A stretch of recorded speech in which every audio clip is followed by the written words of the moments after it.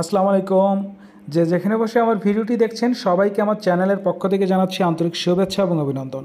প্রিয় বন্ধুরা, জাতীয় পরিচয়পত্র এনআইডি সংশোধন করার ক্ষেত্রে প্রথমে আপনাদের যে সকল কাগজপত্রগুলো রেডি করতে হবে তা আপনাদেরকে এক নজরে দেখিয়ে দেওয়া হবে। আর হ্যাঁ বন্ধুরা, এই সকল কাগজপত্র আপনারা কিন্তু অনলাইনে বা সংশোধন করার আগেই এই সকল কাগজপত্র রেডি রাখবেন, তাহলে দালালের দৌরত্ব এবং আপনাদের হয়রানি হওয়ার কোনো রকমই প্রয়োজন হবে না। ঠিক আছে বন্ধুরা, কথা না বাড়িয়ে চলুন দেখা যাক কী কী কাগজপত্র আপনারা রেডি করে রাখবেন। প্রথমে প্রয়োজন হবে অনলাইন জন্ম নিবন্ধন। অবশ্যই বাংলা এবং ইংরেজি উভয় ভার্সনেই অনলাইনে থাকতে হবে। তারপর প্রয়োজন হবে এডুকেশনাল পড়াশোনার সর্বশেষ এইচএসসি যেটাই হোক, মাস্টার্স অনার্স, তার সার্টিফিকেট। এরপরে প্রয়োজন হবে জুডিশিয়াল ম্যাজিস্ট্রেট কর্তৃক 100 টাকার 3টি স্ট্যাম্পে হলফনামা। এটি কিন্তু সকলের ক্ষেত্রে প্রযোজ্য হবে না, আমি বলে দিচ্ছি এটা কাদের জন্য প্রযোজ্য হবে।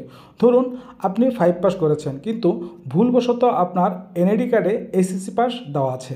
সেই ক্ষেত্রে এসএসসি পাসটি ক্যান্সেল বা বাতিল করার জন্য বা 5 পাস বহাল রাখার জন্য আপনাকে এই হলফনামাটি অবশ্যই দিতে হবে। আবার কিছু কিছু ক্ষেত্রেও আবার দিতে হয়, সেটা হচ্ছে যেমন বড় ধরনের নামের কিংবা বয়সের বা পিতামাতার বড় ধরনের ভুল থাকলে সেক্ষেত্রেও এই হলফনামাটি দিতে হয়।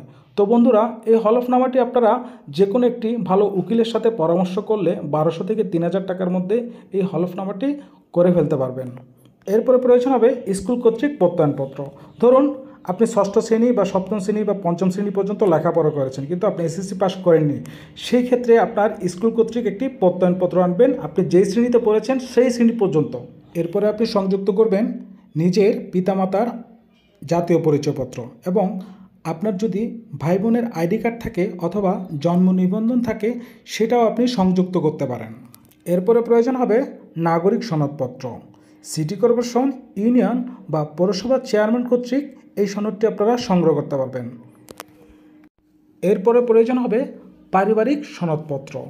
এটা আপনি আপনার পৌরসভা বা ইউনিয়ন বা সিটি কর্পোরেশনের কার্যালয় থেকেও সংগ্রহ করতে পারবেন।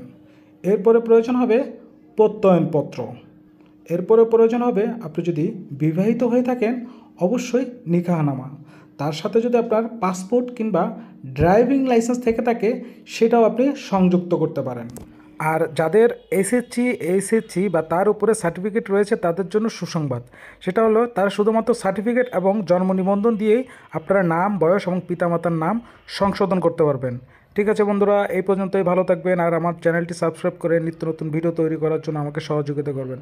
ভালো থাকবেন। আসসালামু আলাইকুম।